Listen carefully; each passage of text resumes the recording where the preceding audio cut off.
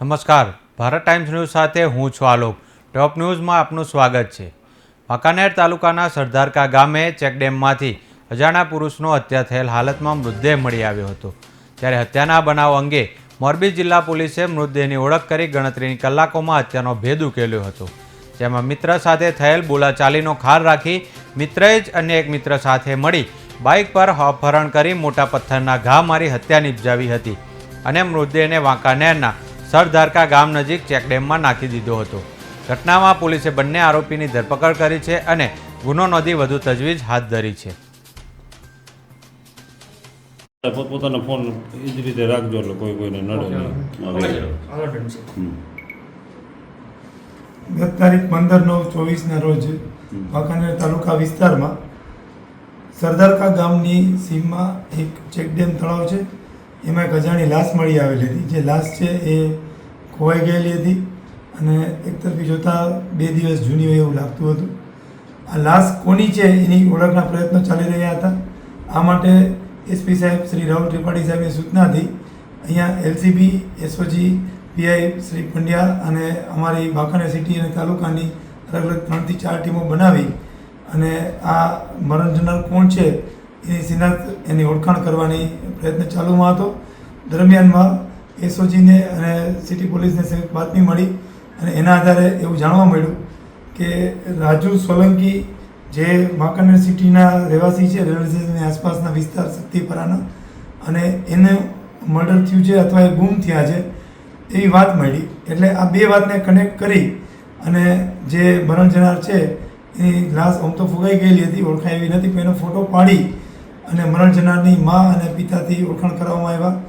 ત્યારબાદ એની ઓળખાણ થઈ જતા લાશને પીએમ સારું અહીંયા વાંકાનેર પોલીસ વાંકાનેર હોસ્પિટલ ખાતે લઈ આવવામાં આવેલ અને ત્યાં એની માતુશ્રી પાસેથી એની ઓળખાણ કરવામાં આવી. ઓળખાણ થયા બાદ આ કઈ રીતે બનાવ બન્યો એની ખાનગી રાહે બાતમી મેળવી અને આરોપીઓના સગળ મેળવવાના ચાલુ કર્યા. દરમિયાનમાં જાણવા મળ્યું કે જીતેન્દ્ર રબારી અને ભાવેશ ડાભી જે બંને આ મરણ જનારના મિત્રો હતા અને અવારનવાર રેલવે સ્ટેશન ઉપર પોતે સાથે બુટ પોલીસ અને બીજી કોઈ કામગીરી કરતા. પરંતુ આ ત્રણેય જે માણસો છે એ અલગ અલગ ગુનામાં ક્યાંક ને ક્યાંક પકડાયેલા હતા, ક્રિમિનલ માઇન્ડ ધરાવતા હતા અને એ લોકો છે એ આખી ટોળીની જેમ રહેતા હતા. એમાં રેલવે પોલીસ આરપીએફ જે કહેવાય એને અમને પૂછપરછ માટે બોલાવેલા હતા અને પૂછપરછમાંથી એ બહાર આવ્યા ત્યારે 3 જણા વચ્ચે અંદરોઅંદર માથાકૂટ થઈ અને જીતેન્દ્ર રબારીએ પોતે એને ઝાપટ એવી રીતે મારી કે એને માથાના પાછળના ભાગે કડું લાગી જાય એ રીતે અલગ અલગ 4-5 ઝાપટો મારી કડા સાથે. અને પછી એને બાઇકમાં બેસાડીને ભાવેશે બાઇક ચલાવ્યું, વચ્ચે એને બેસાડ્યો અને જીતેન્દ્ર રબારી છે એ પોતે પાછળ બેસી ગયો અને બંને જણા આ રાજુની અપહરણ કરી અને અજાણ્યા નિર્જન સ્થળે લઈ ગયા અને ત્યાં પાણીના તળાવ જેવું હતું એમાં એને ડૂબાડી દેવાનું નક્કી કર્યું. પણ એનામાં થોડો જીવ બાકી હોવાના કારણે ત્યાંથી મોટો પથ્થર ઉપાડી બાજુમાંથી અને માથાના તથા મોઢાના ભાગે મારી અને એનું મૃત્યુ નિપજાવી દીધું.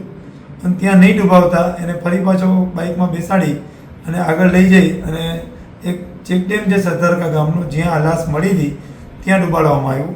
આ રીતે આખો જે બનાવ છે એ હત્યાનો બનાવ હોવાનું સામે આવ્યું અને ડિટેક્ટ થઈ ગયું ગણતરીના કલાકોમાં.